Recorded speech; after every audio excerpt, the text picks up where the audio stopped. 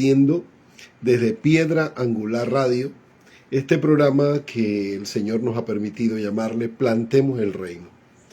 Plantemos el Reino es un programa diseñado para ministros y ministras del Señor, hombres y mujeres que sirven en el altar, que desarrollan un ministerio para el servicio de la obra del Señor.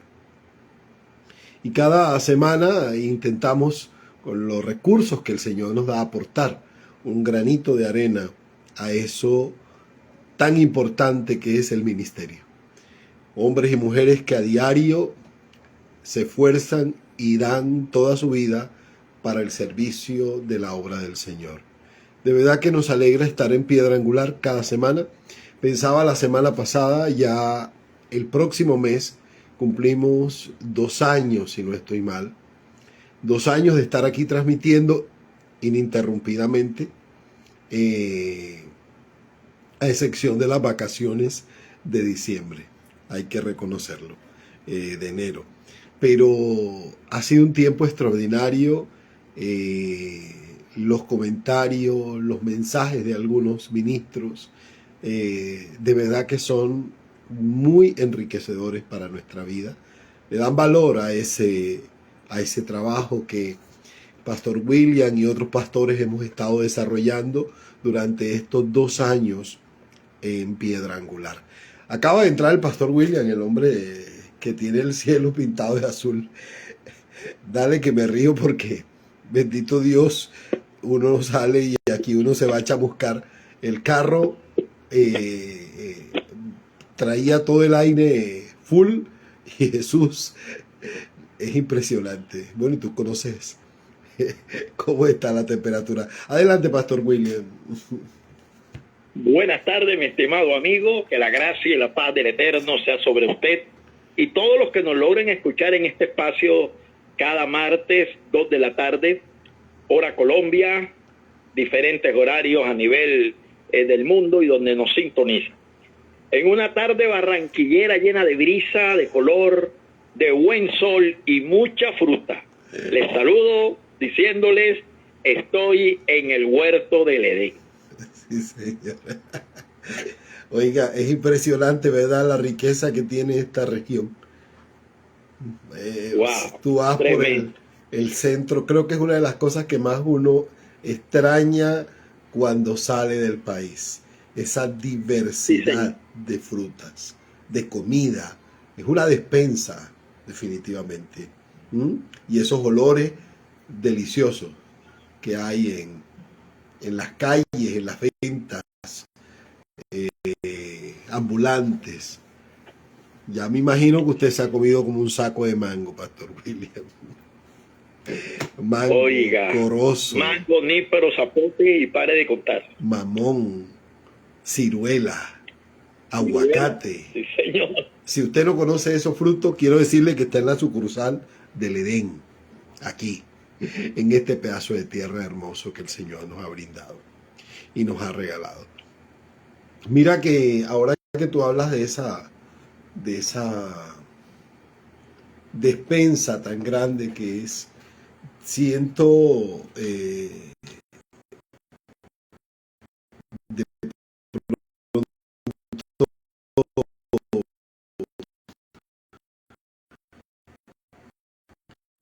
mirar esa oportunidad que Dios le dio al hombre de poder reinar sobre Dios y lo estaba con la acción que la despensa inmensa que son las almas y que la sociedad donde haya las personas siempre habrá la necesidad de Dios. Por eso yo creo que no hay un lugar donde digan el evangelio no puede penetrar, no puede entrar, porque precisamente él ha roto todas los esquemas, los paradigmas. Y te quiero decir algo ahora que hablamos de eso, que daba recordaba a alguien, Fred Schwartz, Dios necesita todas las temporadas y las épocas. Eh, Cuando el comunismo de Rusia, de China, estaba en su apogeo, una persecución brutal sobre la fe, sobre la iglesia. Pongo estos dos países porque fueron de pronto los más renombrados, pero no los únicos. Efectivamente, la iglesia ha sufrido cientos de persecuciones en su historia, miles podríamos decir. Sin embargo, si no hubiesen existido esas privaciones, si no hubiesen existido esas persecuciones, si no hubiese existido esas limitaciones para llevar la fe al corazón de las personas, como decía Fred Schulz, estaba reuniones en las catacumbas, estuvo preso, y la gente se reunía sin luz, a oscuras y con frío, muchas veces en invierno. Era lo más fácil para salir porque no eran perseguidos en ese momento. Y bajo toda esa inclemencia, sin calefacción, sin aire acondicionado, sin ningún tipo de, digámoslo, de privilegios para poder hacer la obra del Señor, salieron unas experiencias extraordinarias, una experiencia, unas memorias, unos libros que cuentan hazañas de hombres de Dios que lograron sortear todas esas dificultades y que hoy por hoy hacen parte de esos colosos de la fe. Y si ellos no hubieran pasado ese tipo de situaciones, realmente no hubiera habido una iglesia tan enriquecida en el siglo XX. Y por eso viene a mi mente de lo que hemos venido hablando, de la sostenibilidad y la multiplicación, porque no podemos menospreciar cualquier evento, cualquier cosa que atraviese la iglesia. No podemos menospreciarlo, porque todo hace parte de la despensa de Dios para poder ganar al mundo. Sin esas experiencias, realmente recordaba también a Corrie ten Boom cuando le tocó enfrentarse el carcelero de su hermana el que propició la muerte de su hermana de una manera brutal, y encontrarlo en la iglesia y tener que abrazarlo y pedirle perdón. Es impresionante. O sea, si no hay esa experiencia, si no hay ese milagro de salir de esa prisión, como lo hizo Corinne, que fue una manera milagrosa de salir de un campo de concentración en Auschwitz, y poder contar en 4 o 5 libros eh, eh, la experiencia de cómo el mensaje de Dios llegaba al mundo. Entonces, como preguntaría un niño en España, y la moralidad, pero la moralidad precisamente que no podemos menospreciar absolutamente nada. Por eso la iglesia, en temas, y voy a decir esto con mucho respeto, debe ser lo más elevada posible, porque definitivamente cualquier rey, emperador, primer ministro, presidente, dictador, llámese como se llame, Dios lo permite. Y Dios lo permite para desafiar a su iglesia al avance, al crecimiento, porque las evidencias muestran que a medida de la presión, de la persecución, la iglesia salió airosa. La iglesia avasalló, creció, se multiplicó y conquistó.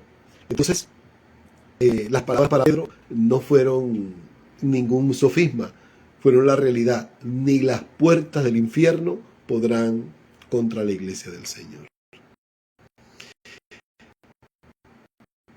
Esa es la introducción de hoy, pensando en la defensa como iglesia para las naciones, para el mundo. Y hablando del tema que compete de sostenibilidad y multiplicación, es la temática de mayo, del mes de mayo. Y el programa de hoy precisamente va a hablar acerca del discipulado.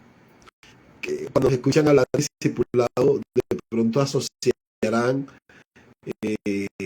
algún tipo de argumento repetitivo. No, y si es repetitivo, les aseguro que tiene un objetivo, que tiene una razón de ser. Lo que estamos a enfocar hoy en el discipulado es la fábrica de la iglesia. La fábrica. Esa fábrica que genera, que produce hombres y mujeres de Dios. Y donde hay un control de calidad profundo, hablando que esa calidad muestre el carácter de Cristo en cada individuo. De ese es el tema de hoy que vamos a tratar, de eso es lo que vamos a estar conversando aquí junto con el pastor William y con todos los que nos están escuchando, que sepan que de este tema que vamos a desmenuzar en los próximos días, porque creemos que hay un detalle más importante para que la iglesia avance y crezca. ¿Algo para iniciar, Pastor Will? La verdad que con esta introducción que acaba de dar, son esas introducciones que lo hacen volar a uno hacia la historia y poder entender que Dios es un Dios de frutos. Yo me pongo a pensar, para seguir un poquito esta introducción maravillosa, cómo Dios pone el primer hombre en un huerto. No lo puso, bueno, lógico, era una ciudad llamada, una ciudad, y dentro de la ciudad estaba un huerto, pero ese era un enfoque de trabajo. Pero ¿cómo Dios pone un hombre en medio de una naturaleza? Y el hombre tuvo que aprender de la naturaleza. El hombre aprendió por contacto, el hombre aprendió por observación. El hombre comenzó a mirar que había un animal que conocemos como gallo. En ese momento Adán no sabía que era un gallo, que se montaba sobre una gallina y esa gallina daba un huevo y después de un ciclo ese huevo daba unos pollos. Adán aprendió por observación. Y cuando como pastores afinamos la observación, vamos a aprender de nuestra gente. Como Adán aprendió en el huerto todo. Adán vio cómo caía un fruto y el fruto se puso y la misma tierra cubrió ese fruto que se descompuso y luego algo, y entonces Adán entendió que el fruto es una semilla que iba a producir más. Todo lo aprendió por vista, todo lo aprendió por observación. Y nosotros como pastores, cuando desarrollamos la observación, mire, usted se va a dar cuenta, porque a veces le oramos al Padre de la palabra, revelación, que nos dé el don de revelación, que nos dé el don de interpretación. Pero ¿por qué no pedimos al Señor que nos dé visión para observar a nuestra gente? Y cuando tú los observes, notarás en ellos, wow, una riqueza que puesta en las manos del Eterno traerá abundancia a nuestra iglesia. Adelante, pastor. Sí, bueno, acabas de dar dos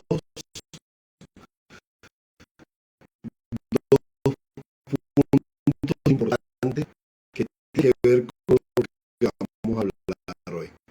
Hoy vamos a ir de la sostenibilidad de la multiplicación. Dijimos que vamos al discipulado.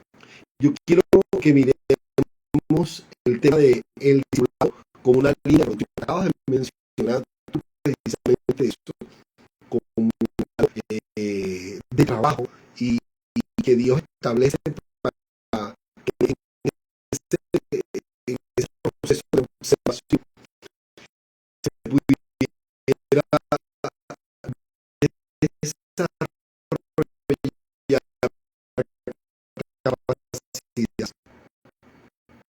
Un control de lo que está planteando. Ahora bien, de frente. Si la iglesia no tiene un sistema de formación, es solo un auditorio de consumidores, que es lo que realmente pasa en la mayoría de lugares. Se convierte de esa manera. Y mira, el discipulado, como es una fábrica donde la materia prima, que es el nuevo creyente, se transforma en un producto terminado. Y ese producto terminado tiene un nombre, se llama ciudadano del reino. ¿Qué estamos generando nosotros en nuestras congregaciones? Tenemos un sistema que nos permita educar a la gente para que la gente conozca el plan de Dios, donde el carácter de Dios se manifieste en la vida de los individuos. Tenemos la carga de que no podemos dejar por ningún momento que hayan procesos de sostenibilidad de formación en la iglesia local. Y es que a veces esta es una línea muy delgada, porque se puede prestar para pensar que de alguna manera el pastor William y yo estamos en contra de las mega congregaciones. No, yo creo que esas congregaciones tienen un trabajo, ellas vienen haciendo algo interesante que ha traído como consecuencia el crecimiento. Eso no es nada. Basado en el carisma, basado en los dones, basado en la oración. Muchos factores y fenómenos que pueden hacer crecer una comunidad. Sin embargo, aquí hay una diferencia, que es qué tipo de personas son las que están relacionadas con la congregación o con este tipo de congregación, donde hay el mayor peligro, claro está. ¿Son consumidores o son ciudadanos del reino? Porque si son ciudadanos del reino es porque están siendo formados en un proceso. Sí, precisamente son espectadores semanales que van a satisfacer una necesidad espiritual, pero que no tienen un compromiso espiritual tampoco. No lo tienen. De ninguna manera lo tienen. Tienen un compromiso en su casa personal solamente para llegar semana tras semana y asistir a X o Y reunión. Pero eso no garantiza que sea un producto legal. O sea, que esa persona haya pasado en un proceso a ser un ciudadano del reino. Ahora bien, si la iglesia no tiene un control de calidad, debe tenerlo. Estabas hablando del huerto. Y a darnos sobre el gerente también hacía control de calidad. A funcionar bien. Y mira, el éxito de un ministerio, de una congregación, no consiste en cuántos vienen al culto. Y esto va a parecer contradictorio. No. El éxito verdadero que tiene una congregación, ferir, escuche bien, el carácter de Cristo. ¿Quiénes son los que se convierten?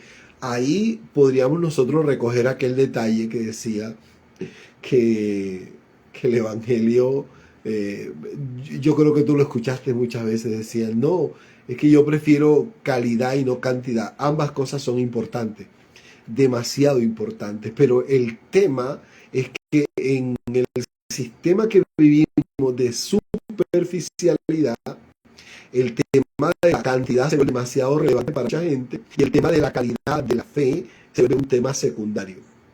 El crecimiento debe ser integral, porque si no hay un discipulado serio, si no hay un discipulado, escuche bien, usted me está escuchando hoy, los que están en cabina y los que lo escuchan ahora en cualquier parte del mundo, si no hay un discipulado en la iglesia, esto es solamente una burbuja que va a estallar en cualquier momento. En el cualquier momento crisis va a estallar. Mientras yo estudiaba este tema, yo miraba algo recordaba obviamente algunos escenarios que de pronto algún momento hemos compartido. Y son esos escenarios donde uno ve mega congregaciones, o no solo mega congregaciones, congregaciones normales, y se muere el pastor, se murió. Pero como era una figura pública, como era alguien carismático, como era alguien que tenía un don de gente, cuando el tipo se muere la gente se va. ¿Por qué se va la gente? ¿A quién seguía la gente? Ahí está el meollo del asunto. Estaban bajo una burbuja. No estaban bajo un carácter, que es el carácter de Cristo. Pero si el carácter de Cristo hubiera estado en esta gente, por razones obvias, la gente se hubiese quedado. Porque entienden que no siguen a un individuo, sino que tienen un compromiso espiritual. Tienen un compromiso espiritual con el reino de los cielos. Si no hay ese compromiso, realmente estamos trabajando fuera de foco. Estamos haciendo este hincapié porque algunos están más enfocados en el culto, que enfocados en la formación. La formación es más complicada, más difícil.